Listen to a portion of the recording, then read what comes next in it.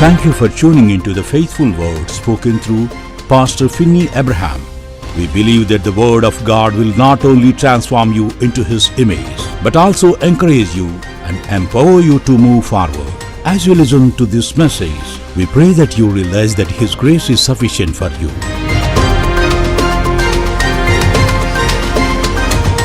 ప్రతి శ్రేష్టమైన ఉన్నతమైన బహుమానములు పరలోకములో ఉన్న దేవుని దగ్గర నుంచి వచ్చును అని దేవుని యొక్క వాక్యంలో మనకి రాయబడుతుందన్నమాట. లోకంలో మేము చూసినట్లయితే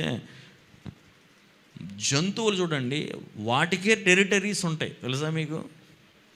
ఒక పులిని తీసుకుంటే కనుక 5 నుంచి 150 కిలోమీటర్లు దాని టెరిటరీ, దాని లోపలికి ఎవడొచ్చో ఊడుకోదు అది. సింహానికైతే 9,842 ఎకరాలు అంట దానికి టెరిటరీ. విశ్వాసికి ఏంటి? పొద్దున్న లేగితే ఎవరు సహాయం చేస్తారా? హల్లెలూయా చెప్పండి. పొద్దున్న లేచిన కాడి నుంచి ఇదే మనకి. నేను చెప్తా ఉన్నాను, నీవు దీవించబడాలి. స్తోత్రం చెప్పండి. నువ్వు దీవించబడితేనే అనేక మందికి దీవెనకరంగా మారదు. కానీ ఒకటి, దేవుడు ఏది ఇచ్చినా, దేవుడు ఏది పెంచుతున్నా ధ్యాస దాని మీద వెళ్ళకూడదు. ఇక్కడ అందరికీ వాహనాలు ఉన్నాయి. ప్రశ్న వేసుకుందాం, అసలు మన ధ్యాస దేవుడి మీద ఉందా, ఇచ్చిన వస్తువు మీద ఉందో ఒకసారి ఆలోచించు. మనం రోడ్డు మీద అలా వెళ్తుంటే సడన్గా సైకిలోడు గుద్దాడు, ఫస్ట్ ఏం చేస్తాం? కారు చూసుకుంటాం వెళ్ళి. ఆడు పడిపోయాడా, చెయ్యి ఇరిగిపోయిందా, రక్తం కారుతుందా, ఏమైపోయాడు అనవసరం. నా కారుకి ఏమైంది? హల్లెలూయా చెప్పండి. నా కారుకి ఏమైందని, ఆ కారుకి ఇన్సూరెన్స్ ఉందా, ఇప్పుడు ఏం చేయాలి? ఓ కలర్ ఏమండి, నువ్వు చూడవలసింది ఏంటి అంటే, నీకు అక్కడ నీ సహోదరుడు ఏమైపోయాడో, సహోదర ప్రేమ లేదు, ఏదీ లేదు. ఎంతసేపు ధ్యాస ఏదంటే ఈ రోజు ఉండి రేపు పోయే దాని మీదే నీ ధ్యాస. అవన్నీ అవసరం, కానీ ప్రభు అంటున్నాడు దానికంటే మించి దేవుని మీద నీ ధ్యాస ఉండాలి. దేవుడు అడిగితే ఏదన్నా ఇచ్చే రకంగా ఉండాలి. అది నిజమైన విశ్వాసులు. ఈరోజు ఉన్నారా చెప్పండి? ఏది అడిగినా ఇచ్చేయాలండి, ఎందుకంటే భూమి ఆయనదే, సమస్తం ఆయనదే. ప్రభు వాక్యాన్ని వింటున్న మనము, ప్రభు ఏమంటున్నాడు అంటే, నేను నీకు స్వాస్థ్యమును అనుగ్రహించబోతున్నాను అంటున్నాడు. హల్లెలూయా చెప్పండి. అపోస్తల కార్యాలు చూడండి, అపోస్తల కార్యం 4వ అధ్యాయము 36వ వచనం. హెచ్చరిక పుత్రుడా అని అర్థమిచ్చు బర్నబా అని పేరు పెట్టి ఉండిన ఇతడు భూమి గలవాడై ఉండి దానిని అమ్మి దాన్ని తెచ్చి అపోస్తుల పాదముల దగ్గర పెట్టాను. ఎవరిస్తారు? ఉండేవాడే కదా ఇవ్వగలిగింది. హల్లెలూయా చెప్పండి. నేను ఇవ్వాలంటే నాకు ఉండాలిగా. అసలు నీకు ఉండాలి, దేవుడి దగ్గర అడగాలి అనే భావనే లేదు ఈ రోజున. ఏదన్నా దేవుడు ఇచ్చినా కూడా అండి, మనం అనుకున్నట్టుగా లేకపోతే కనుక అది మనకు వద్దులే అని అనుకుంటాం. కానీ నేనేమంటా తెలుసా, దేవుడు ఏది ఇచ్చినా తీసుకోవాలి. ఇచ్చిన దాంట్లో దేవుడు జ్ఞానం ఇస్తే అది ఎంతటిదైనా ఫలిస్తుంది. రాజుల గ్రంథంలో హీరాము రాజు వచ్చాడు సొలొమోను దగ్గరికి. సొలొమోను అతనికి ఏమిచ్చాడు? 20 పట్టణములను ఇచ్చాడు. ఇస్తే అతడు అంటాడు, ఇది పనికిరాని పట్టణాలు, నాకేం అవసరం లేదన్నాడంట హీరాము రాజు. కానీ సొలొమోను, దేవుడు అడిగాడు కదా నీకేం కావాలంటే, ప్రభు ఏమిచ్చాడు? ఆయనకి జ్ఞానం ఇచ్చాడు. ఆ జ్ఞానము చేత ఆ పట్టణములన్నిటినీ ఏం చేశాడు తెలుసా? ఫలభరితమైన పట్టణములుగా మార్చగలిగాడంట. చేతులెత్తి హల్లెలూయా చెప్పండి. దేవునికి స్తోత్రం చెప్పండి. ఈ రోజున దేవుడు నీకు జ్ఞానాన్ని ఇచ్చెనుగాక. దేవుడు నీకు జ్ఞానముని ఇచ్చి ఆ జ్ఞానము ద్వారా నీ రోజు వ్యర్థముగా ఉంటుంది, పనికిరానిది, ప్రతీది ఫలించడానికి, ఫలభరితముగా మారటానికి దేవుడు నిన్ను ఆ విధముగా దీవించునుగాక. ఈ రోజు నుంచి ఏది దేవుడు నీకు ఇచ్చిన దాన్ని చూసి దేవుడు దీన్ని దీవించబోతున్నాడు, ఆశీర్వదించబోతున్నాడు, ఫలించబోతున్నాడు. ఇది ప్రభు నాకు ఇచ్చిందని నేను అంటున్నాను. కేవలము ల్యాండ్స్ మాత్రమే కాదు, దేవుడు ఇచ్చిన బిడ్డలు, దేవుడు ఇచ్చిన ఉద్యోగం, దేవుడు ఇచ్చిన కుటుంబం సమస్తమును చూచనాలి, వర్ధిల్లునుగాక అని చెప్పాలి. అయ్యో దైవజనుడా వేదన ఉంది, పర్వాలా. యోసేపు అంటున్నాడు కదా, నా వేదనలో నన్ను వర్ధిల్లింపజేసిన దేవుడు నా దేవుడు. ఎఫ్రాయిం పుట్టినప్పుడు ఏమన్నాడు? నా వేదనలో నన్ను. మనిషి పుట్టినప్పుడు నా సమస్త బాధను మర్చిపోయేటట్టు దేవుడు చేశాడు. ఇప్పుడేమంటున్నాడు చెప్పండి? దేవుడు నా వేదనలో, in my pain God multiplied, he made me fruitful. ఆయన వర్ధిల్లింపజేశాడు. నీ ప్రతి వేదనలో దేవుడు ఈ ఉదయకాలము వర్ధిల్లింప చేయునుగాక. నమ్మితున్న వారు స్తోత్రం చెప్పండి, గట్టిగా హల్లెలూయా చెప్పండి. ఇందాక నేను చెప్పాను కదండి, ఒక దైవజనుడి గురించి. ఆయన ప్రార్థన చేసి ఇల్లు అడిగితే ప్రభు అన్నాడంట, ఇల్లు కాదు నేను నీకేమిస్తాను, పట్టణాన్ని ఇస్తాన్నాడు. చెప్పండి, ఏమిస్తా అన్నాడు? పట్టణం. అద్భుతం ఏంటంటే చూడండి, ఆ పిక్చర్లో మీకు కనపడుతుంది దైవజనుడు. పట్టణం ఇచ్చిన తర్వాత ఈరోజు దేవుడు ఇచ్చిన ఆ స్థలములో నుంచే వారికి కావలసిన నీళ్లు, వాళ్ళకి కావలసిన ఆహారం, వాళ్ళకి కావలసిన ఎలక్ట్రిసిటీ సమస్తము వాటిలో ఉండే ఉత్పత్తి అవుతున్నాయి అంట. ఎంత ఆశీర్వాదకరం. ఏమడిగాడు?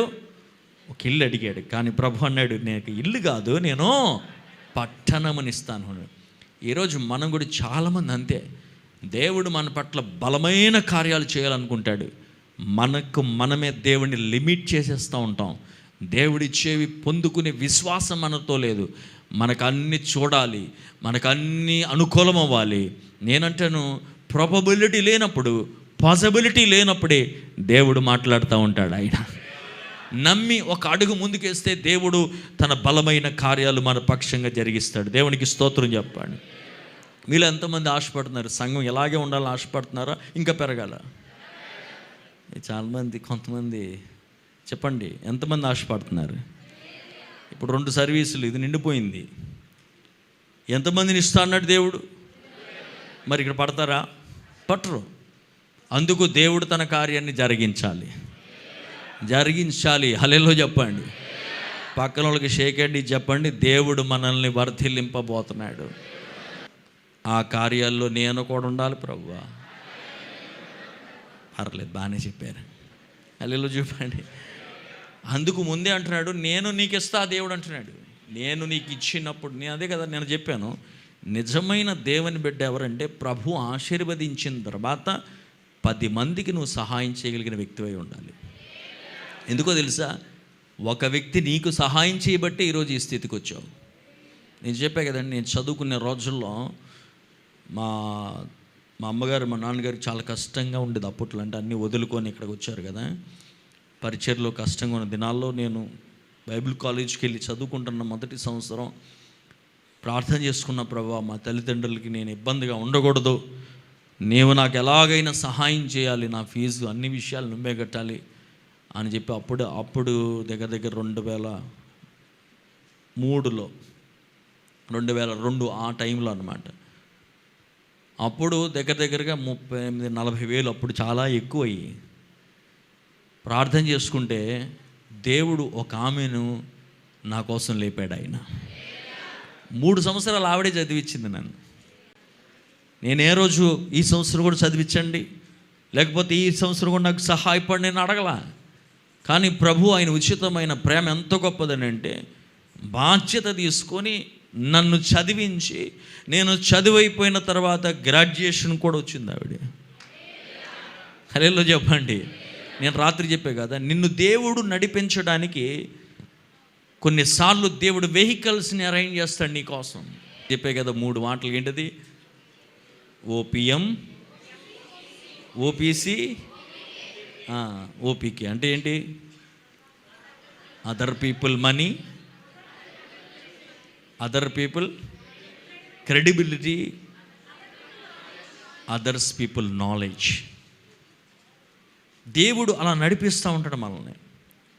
మనము నమ్మకంగా విశ్వాసత ఉండి దీవించబడిన తర్వాత ఇంకా అనేక మందిని లేపాలి. నన్ను సహాయం చేసిన ఆవిడ పేరు హెలెన్ అన్నమాట. అందుకే నేను హెలెన్ హెల్పింగ్ హ్యాండ్స్ అని పెట్టి అనేక మందికి సహాయపడుతున్నాను ఈరోజు. అలాంటి ఒక ఆవిడ సహాయం చేస్తే ఈరోజు ఇక్కడ నిలబడి మీకు ప్రయోజనకుడిగా మారాను. నేను 10 మందికి సహాయపడితే ఎంత ప్రయోజకులుగా మారుతారు అనే ఆలోచన ప్రభు నాకు ఇచ్చాడు. ఆ లిఫ్ట్ ఆమె ఇచ్చినందుకే కదా ఈరోజు ఇలా ఉన్నాను. దేవుడు ఆమెను వాడుకోబట్టే కదా అందుకే నేను కృతజ్ఞత కలిగిన వాడు. ఇప్పుడు ఆవిడికి దగ్గర 80 సంవత్సరాలండి. ఆవిడికి 80 సంవత్సరాలు. ఆమె వృద్ధాశ్రయంలో ఉంటుంది, వివాహం కూడా చేసుకోలేదు. ఆమె సంవత్సరం క్రితం అమెరికా దేశం వెళుతూ ఆమెను కలిసి కృతజ్ఞతలు చెప్పి వచ్చా. దేవునికి స్తోత్రం కలిగాక. ఇంకా ఆమె సజీవంగానే ఉంది. దేవుడు ఇంకొక అవకాశం ఇవ్వాలి అని నేను ప్రార్థన చేస్తున్నాను. ఆవిడ జీవితకాలం కృతజ్ఞత కలిగి ఉండాలని. విచిత్రం ఏంటి తెలుసా, ఆమె గది నిండా నా ఫోటోలు పెట్టుకుంది. ఆవిడ నాకు సహాయం చేసి, ఆమె ఇటు తిరిగినా ఆమె టేబుల్ మీద అవి కనబడతాయి, అటు తిరిగినా టేబుల్ మీద కనబడతాయి. చాలా సంతోషం వేస్తుంది. దేవా, నువ్వు ఎంత నమ్మదగిన దేవుడు. ఎక్కడానంటే ఎన్నో ఖండములను దాటి అవతల ప్రక్కన వెళ్ళిన ఒక వ్యక్తిని దేవుడు ప్రేరేపించాడండి. దేవుని వాక్యం ఇచ్చిన దేవుని బిడ్డలారా, నిజమైన విశ్వాసులు వాళ్ళే. ఎవరు అనంటే, ఈ రోజున మన చుట్టుప్రక్కల అనేక మంది కృంగిపోతున్నారు, పడిపోతున్నారు, బలహీనమైన వారు చాలామంది ఉన్నారు. వారిని మనం లేపాలి పైకి. హల్లెలూయా చెప్పండి. దేవుని సన్నిధిలో లేపాలి. మనము ఎలా లేపగలుగుతాం? ప్రభు మనకిచ్చిన ఆ ఆశీర్వాదములతో దేవుడు మనం ప్రేమించి లేపగలుగుతాం. మేము ఒక యూత్ క్యాంప్కి వెళ్ళినప్పుడు నా హృదయాన్ని చాలా తట్టిన ఒక విషయం ఉంది. ఒక సహోదరుడు ఆ యూత్ క్యాంప్కి వచ్చాడండి. ఎంత విలువిచ్చి వచ్చాడంటే, తాను రాలేని పరిస్థితుల్లో ఒక రాగలిగిన పరిస్థితిని క్రియేట్ చేసుకొని ఆ యూత్ మీటింగ్కి వచ్చాడంటే నాకు చాలా ఆశ్చర్యం అనిపించింది. హృదయంలో ఆశ ఉంటేనే అటువంటి కార్యాలు జరుగుతాయి. దేవునికి స్తోత్రం. అటువంటి వారిని ఖచ్చితంగా దేవుడు ఆశీర్వదిస్తాడు. ఆయన దప్పిగొనిగిన వారి దాహాన్ని దేవుడు తీర్చే దేవుడు. ఆయన చేతులెత్తి హల్లెలూయా చెప్పండి, గట్టిగా హల్లెలూయా చెప్పండి. ఈ రోజున ప్రభు వాక్యాన్ని వింటున్నాను. చూడండి, నేను చెప్పే మాటలు ఏంటి, దైవజనుడు ఇలా మాట్లాడుతున్నాడు ఏంటి అని అనుకోబాకండి. నేనంత వాక్య ఆధారంగానే మాట్లాడతాను. 37వ కీర్తన చదివిన కీర్తనలో నుండి చూడండి, దేవుడు అనుగ్రహించువాడై ఉన్నాడు అనే మాట మనకు అక్కడ కనబడతా ఉంది. 37వ కీర్తన 9వ వచనాన్ని చూడండి. కీడు చేయువారు నిర్మూలమగుదురు, యెహోవా కొరకు కనిపెట్టుకుని వారు దేశమును స్వతంత్రించుకుందురు. చెప్పండి, దేనిని? మనం స్వతంత్రించుకునేది 2 సెంట్లు, మళ్ళీ దానికి 10 గొడవలు. హల్లెలూయా చెప్పండి. ఉన్నది ఎంత? దానికి మళ్ళీ 10 మంది ఫైటింగ్. ఎందుకండి లోకంలో దేవుడు అంటున్నాడు, దేశమనే స్వతంత్రించుకుంటావు. నువ్వు నా కొరకు నమ్మకంగా ఉండి నా వైపు నువ్వు చూసి నా యందు విశ్వాసం ఉంచితే, నమ్మకంగా ఉంటే ప్రభు అంటున్నాడు, దేన్ని స్వతంత్రించుకుంటావు? 11వ వచనం చూడండి. దీనులు భూమిని స్వతంత్రించుకుందురు, బహు క్షేమము కలిగి సుఖించెదరు. దేవునికి స్తోత్రం. ఎవరంట స్వతంత్రించుకునేవాళ్ళు? గర్విష్ఠులు కాదు. దీనుడు ఎవరు? దేవా నీవు తప్ప నాకు దిక్కు లేదనేవాడే దీనుడు. దేవా నీవే దయచేయగలిగిన వాడు అని చెప్పేవాడే దీనుడు. అట్టి దీనుడికి దేవుడంట భూమిని, వారు ఏం చేస్తారంటే భూమిని స్వతంత్రించుకుందరు, బహుక్షేమము కలిగి వారు సుఖించెదరు అని రాయబడింది. 18వ వచనం చూడండి. నిర్దోష చర్యలను యెహోవా గుర్తించుచున్నాడు, వారి స్వాస్థ్యము సదాకాలము నిలుచును. The Lord knows the days of the upright, and their inheritance shall be forever. ఇంకా వచనాలు ఉన్నాయి. 22వ వచనం కూడా చూడండి. యెహోవా ఆశీర్వాదము నొందిన వారు భూమిని స్వతంత్రించుకొందురు, ఆయన శపించిన వారు నిర్మూలమగుదురు. గట్టిగా స్తోత్రం చెప్పండి. 29వ వచనం. నీతిమంతులు భూమిని స్వతంత్రించుకొందురు, వారు దానిలో నిత్యము నివసించెదరు. 34వ వచనం. యెహోవా కొరకు కనిపెట్టుకుని ఉండుము, ఆయన మార్గం అనుసరించము, భూమిని స్వతంత్రించుకున్నట్లు ఆయన నిన్ను హెచ్చించును. ప్రతి చోట ఏమి స్వతంత్రించుకుంటామనుంది? చెప్పండి అమ్మా, ఏం స్వతంత్రించుకుంటా ఉంది? ఇప్పుడు నా మాటలా దేవుని మాటలా? అది ఎవరు స్వతంత్రించుకుంటారు? నీతిమంతులు. ఎవరు ఆ నీతిమంతులు? వాక్యం ఇచ్చిన నువ్వు కదా, నమ్మవలసింది నువ్వు కదా, తీసుకోవలసింది నువ్వు కదా. చేతులెత్తి హల్లెలూయా చెప్పండి. ఏమనుకోవద్దు, ఇక్కడ ఎంతమంది అద్దెట్లో ఉంటున్నారు బాబు, చాలామంది ఉన్నారు. ప్రార్థన చేస్తాను మీకోసం ఈ రోజున. అలాగే పెట్టండి, చెయ్యెత్తి పెట్టండి. ప్రభువా నువ్వు గొప్ప దేవుడవు, ఈ బిడ్డలందరినీ మీరు దీవించండి ప్రభువా. ఉపవాస దినాల్లో నీకు అసాధ్యమైనది ఏదీ లేదు ప్రభువా. బలమైన కార్యాలను చేయగలిగిన దేవుడు. మాకు ఈ భూమి మీద ఉంటున్నప్పుడు నివాసం ఎంతో అవసరమే ఉంటున్నది ప్రభువా. ఈ చేతులెత్తిన బిడ్డలందరికీ మీరు దయచేయండి ప్రభువా. అందుకు మేము దీనత్వం కలిగిన వారిగా ఉండి ఏ రీతిగా నీ కొరకు కనిపెట్టుకునే వారిగా ఉండాలని కీర్తనలో రాసినట్టు అట్టి స్వభావముతో స్వతంత్రించుకుని నీ కొరకు సాక్షిగా నిలబడడానికి సహాయం ఇచ్చేయండి. దేవునికి స్తోత్రం. దేవుడు మన ప్రార్థన ఆలకించినందుకు స్తోత్రం చెప్పండి. పాట కూడా ఉంది కదా, నాకై నా యేసు కట్టేను సుందరము, నాకై నా యేసు కట్టేను, పాడాలి, సుందరము బంగారిల్లు, కన్నీరును కలతలు లేవు, యుగ యుగముల పరమానందం, కన్నీరును యుగ యుగముల పరమానందం. స్తోత్రం చెప్పండి. వద్దనుకుంటే నేను బతులాడే పరిస్థితి లేదు.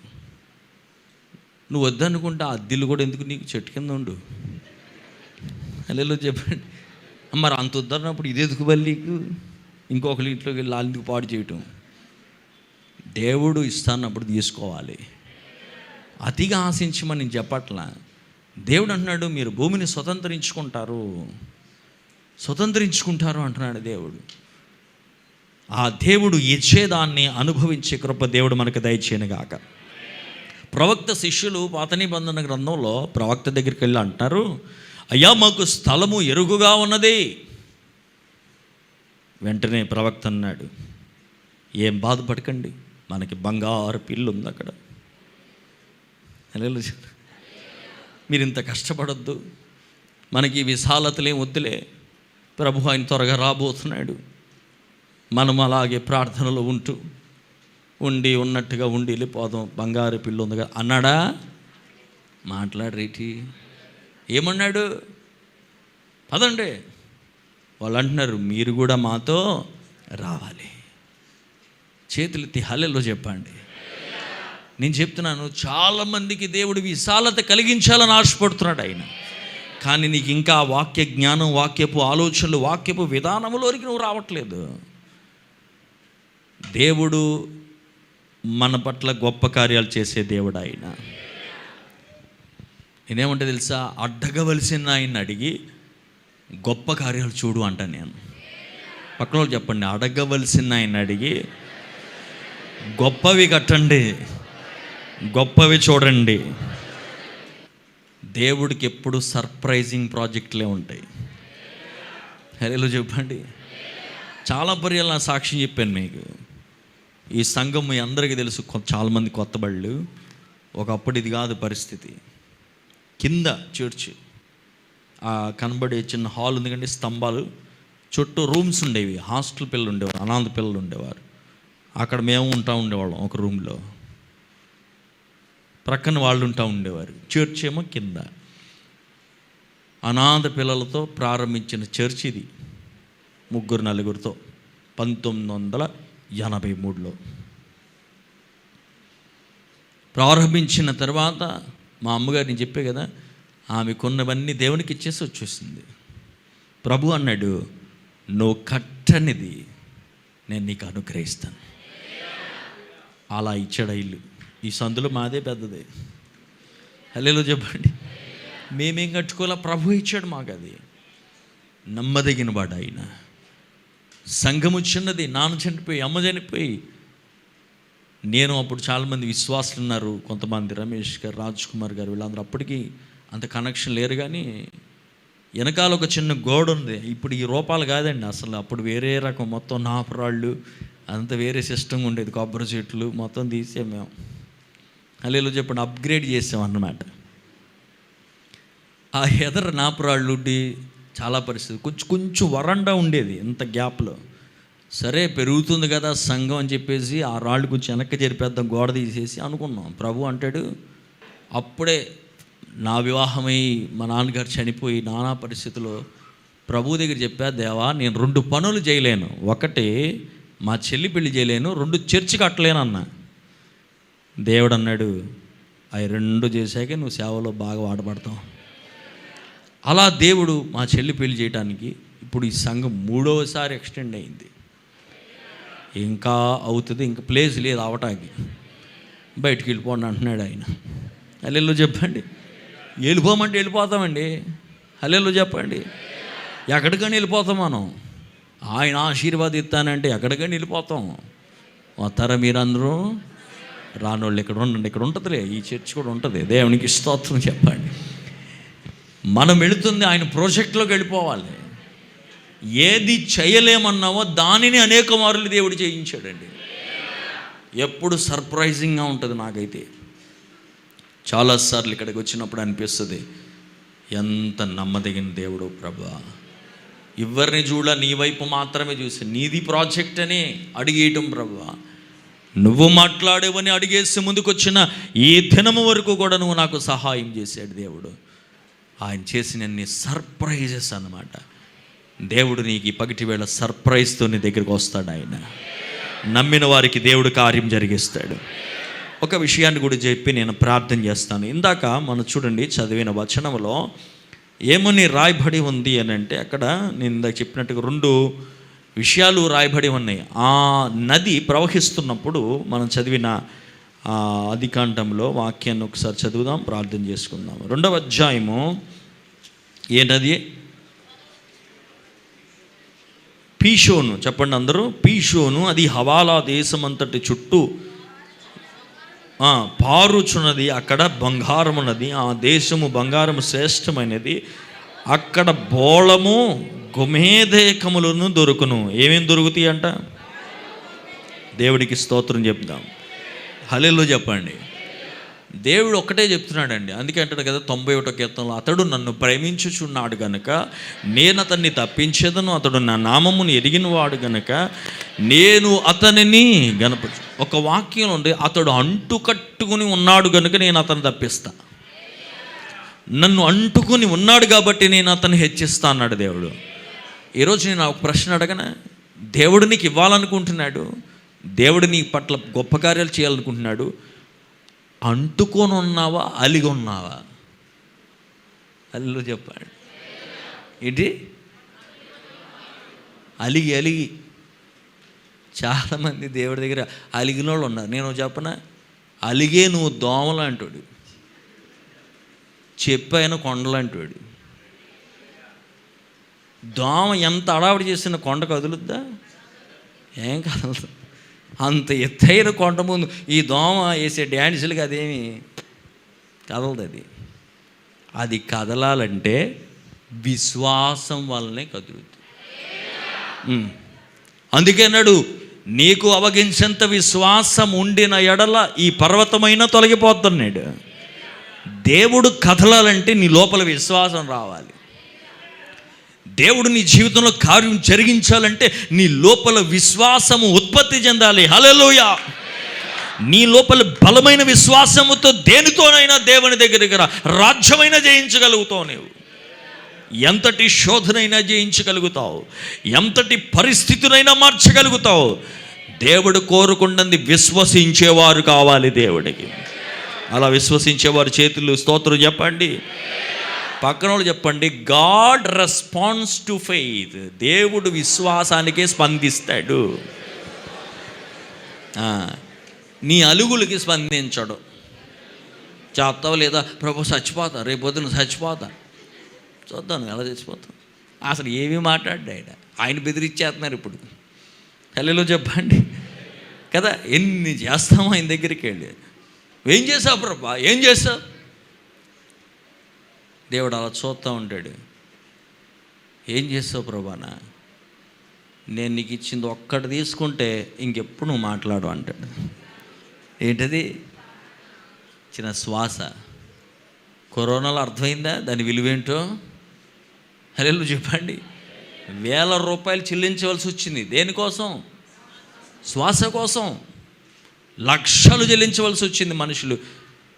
నాకు తెలిసిన కొంతమంది చెప్పారండి, నాకు తెలిసిన కొంతమంది మెడికల్ ఫీల్డ్లో. కొంతమంది అంట కేకలేసి, అయ్యా దండం పెడతామయ్యా, డబ్బులు ఇస్తామయ్యా అని, కొంచెం ఊపిరి కావాలి అని కోరుకున్నవాడు ఉన్నారండి.